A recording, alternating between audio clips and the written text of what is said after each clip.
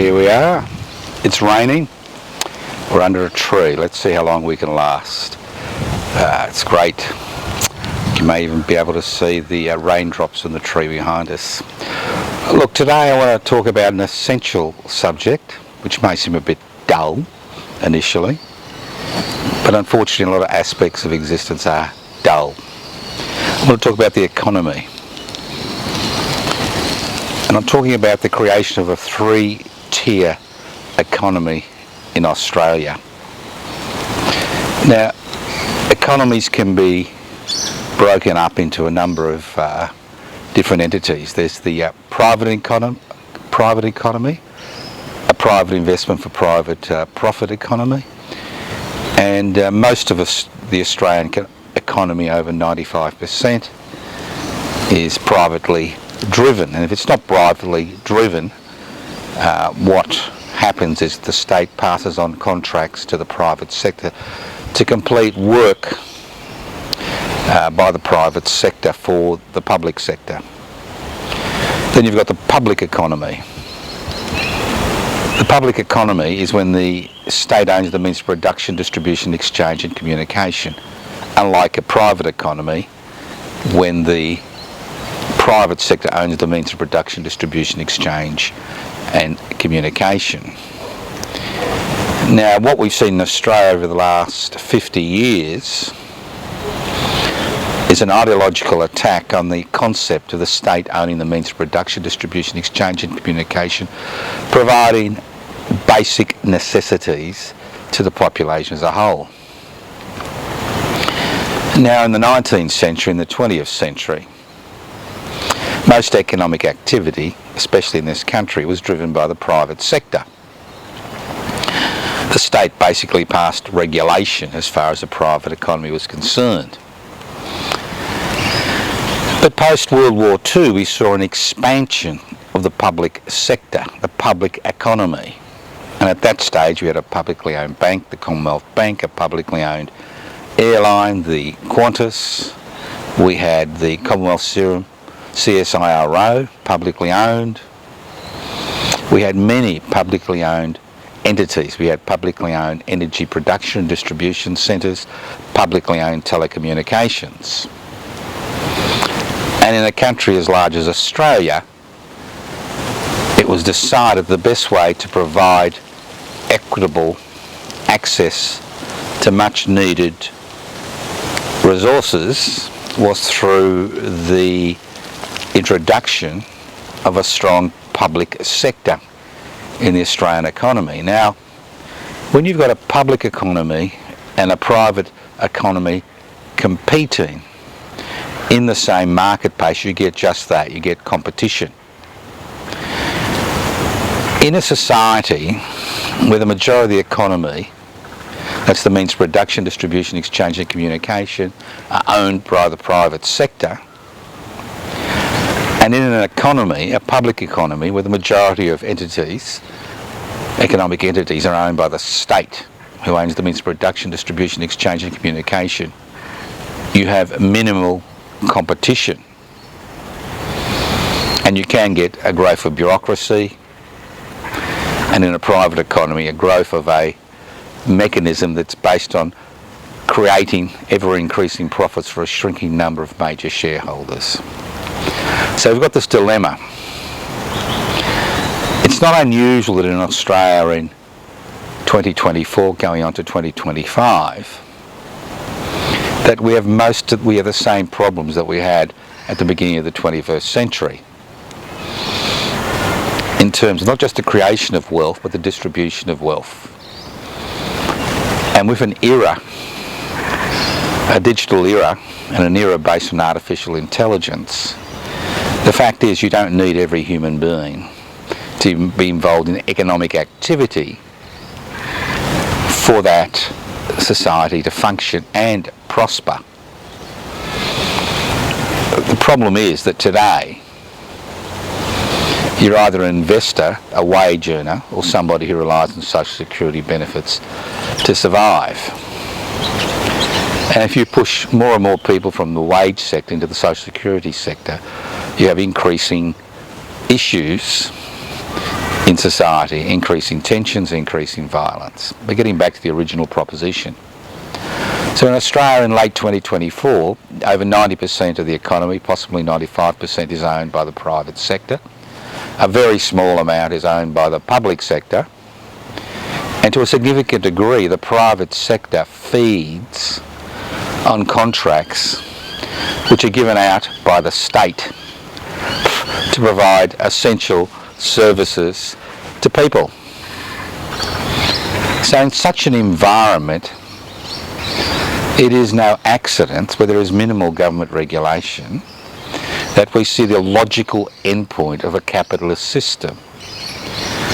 A system based on the creation of profits irrespective of the human, social and environmental costs. A system which rewards concentration of wealth and concentration of power at the expense of society as a whole. So it's no wonder that most of Australia's major economic activities are dominated by the corporate sector. And what we've seen is the corporatisation of both production and distribution, and in this country mainly distribution, because there is little production apart from the agricultural sector and the mineral sector, which are both privately owned. So you have no competition. And although governments hold inquiries and royal commissions into corporatisation, the growth of bigger and bigger and bigger corporations which become too big to fail, as we've seen in the financial sector and the grocery sector and the mining sector and increasingly in the agricultural sector. What we are seeing is those entities that have access to resources and cash or credit begin to dominate the marketplace, and when that occurs, competition is minimal. So in Australia in late 2024, it's no accident that competition is almost non-existent. There are these so-called sales now and then which are hyped up through the domination of the methods of communication by the private sector, but ultimately, corporatisation is the name of the game. And corporatisation equals less competition, equals greater profits for corporations and less for the population as a whole. So we have a dilemma. Now obviously, the growth of the public sector is fundamental to the creation of competition. When the Commonwealth Bank was owned by the Commonwealth Government, what that meant was that the government of the day had a real mechanism by which to curb the predatory behaviour of the corporatised financial sector. With the privatisation of the Commonwealth Bank in the 1980s, what we saw is that lever on competition was pressed down, was removed, and there was no competition. And no wonder the Royal Commission a number of years ago found how the financial sector was used to extract the maximum amount of profits, not just from customers, but also from their staff, because it's a three-way relationship. You have the corporate sector, you have staff, and you have customers. And with the destruction of the trade union movement via legislation in this country, it's almost impossible to take workplace action. What we've seen is a decrease in competition, an inability of people to actually improve their wages and conditions, especially at the lower end of the scale. Because the less your wages, the less power you have.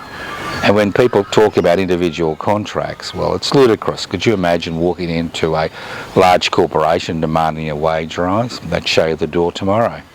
because it's collective bargaining which is basically improved people's situation. So going back to our original proposition that we need to create a three-tier economy in order to increase competition, improve wages for people working in these entities, and improve not only customer service but accessibility to essential goods and services to the population as a whole.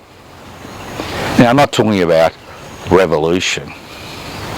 I'm talking about simple reform which could be introduced in the type of parliamentary process we have, which to a significant degree is dominated by corporate interests. So we're just talking about changes, reformist changes, which could come through a parliamentary process. So what is the third tier of the economy that I've been hinting at? A tier which is marginal and non-existent in this country. That's the collective and cooperative sector. Now, there are different ideological and philosophical bases to the three types of economies in a three-tier economy. A privately owned economy is about returning maximum return to investors, whether they're major shareholders or minor shareholders, and you do that by decreasing or increasing pressure on wage earners to not take industrial action to improve their condition, and by decreasing services to customers. And we see that everywhere currently, where accessing service is becoming increasingly difficult for an increasing number of people, and it's all about serving yourself, whether it's serving yourself in a supermarket or serving yourself in a bank, or whether it's serving yourself when you're involved in interaction with the public service. Now, the public sector should really be confined to a significant degree to essential services, because if the private sector is the only sector which provides essential services, then the people with the least have less access. The people who need resources the most have less access to those resources. And that's a critical dilemma in the 21st century. The less power you have, the less access to resources you have, and the more difficult retirement you have, because you don't actually have enough. So what is a cooperative and collective? There has been a history of cooperatives and collectives in Australia, especially before the introduction of social security benefits, because cooperatives and collectives are based on two simple concepts: solidarity and mutual aid. They're not charities. Cooperatives and collectives are functioning entities, economic entities in society, which provide gainful and profitable employment to the people involved in that cooperative and collective, and provide goods and services to the population at large at a competitive price with both the private sector and the public sector. The problem is, in Australia today, about 0.01% of the economy is based on cooperatives and collectives. About 5% is based on the public entities, and about 95% is based on the private investment for private profit mantra. Now, this is a real issue for all of us. It's a major issue. So how do you go about forming a cooperative and collective? You'll find that most state governments have regulations in place which allow the formation of cooperatives and collectives. But the dilemma is, if you're in private enterprise, you can go to a financial sector and make a pitch for finances in order to expand your business. And if you're in the public sector, and it's a publicly owned business, you can use the state assets to improve that situation by putting pressure on the government of the day. But cooperatives and collectives in a capitalist society have, in the majority of cases, 99.9%, no access to public funding. They have no access to the Treasury. Now, you could form thousands of cooperatives and collectives across this country, especially in a situation where artificial intelligence is being used by the corporate sector in order to maximise profits at the expense of their workforce and the people they provide goods and services to. And cooperatives and collectives can be based on a simple principle.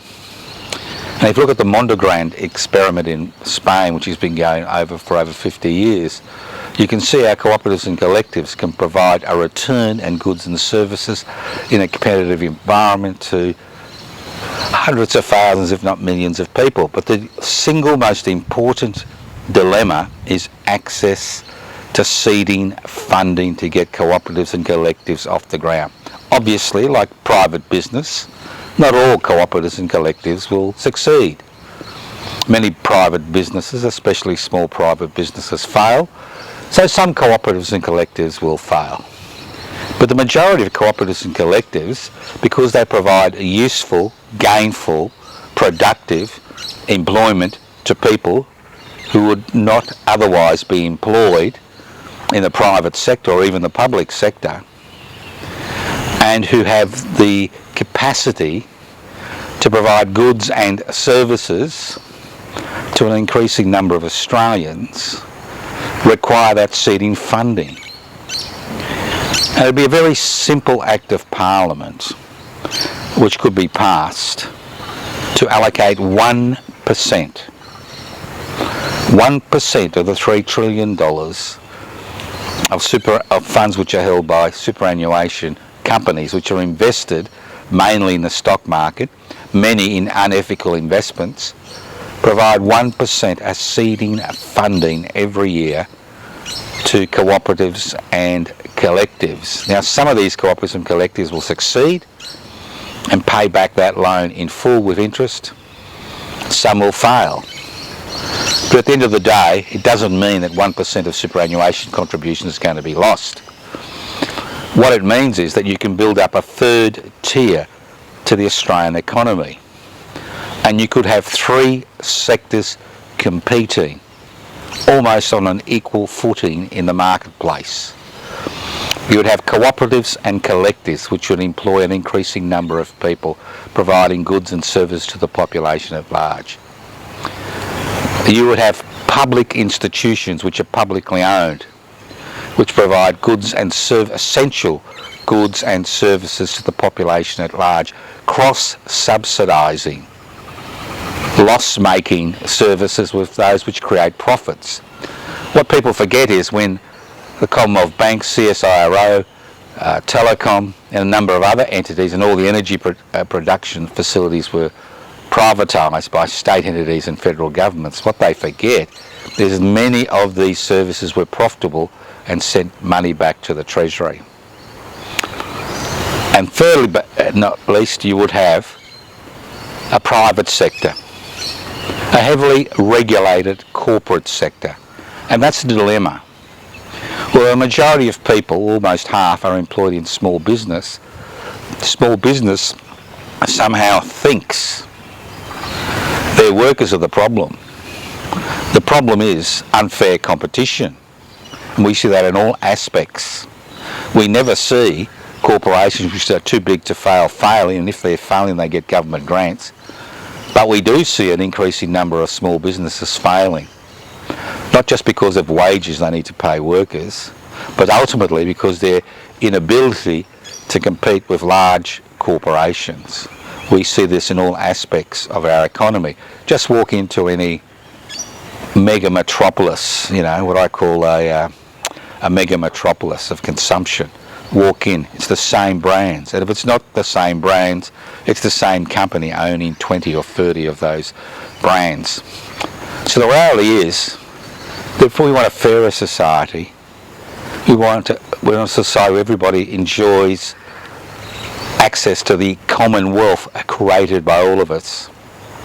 It's time that we thought about creating a third tier of the Australian economy and re-expanding the public sector to provide essential services, creating cooperatives and collectives, and expanding the public sector of the economy puts a brake on the amount of profits that corporations can extract from people because of their domination of an Australian economy in which there is only virtual competition, no real competition. 1% of Australia's superannuation contributions every year set aside to provide seeding funding for cooperatives and collectives is one simple way of creating a three-tier economy in this country.